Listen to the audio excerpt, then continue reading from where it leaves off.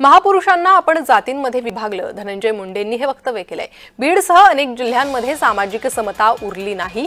बीडमध्ये पोलिसांना स्वतःचं आडनाव लावता येत नाही, हीच सामाजिक समता आहे का, असं धनंजय मुंडे यांनी प्रश्न उपस्थित केलाय।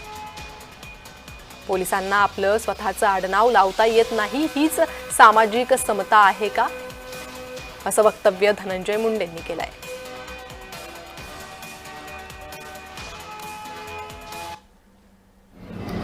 छत्रपती शिवाजी महाराजांची जयंती म्हणले की फक्त मराठा समाजाने करायची।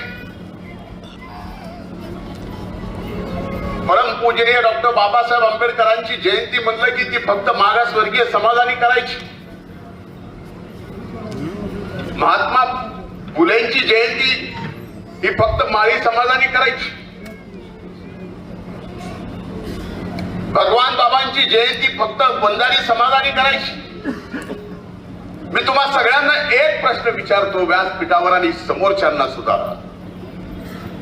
काऊ छत्रपती शिवाजी महाराजांनी रयतेचं राज्य फक्त मराठा समाजासाठी उभं केलं नव्हतं, तर 18 पगड जाती धर्मासाठी उभं केलं। तर हीच सामाजिक समता आहे का, असा प्रश्न धनंजय मुंडे यांनी जातीय तेढ जी निर्माण होते त्यावर केलाय।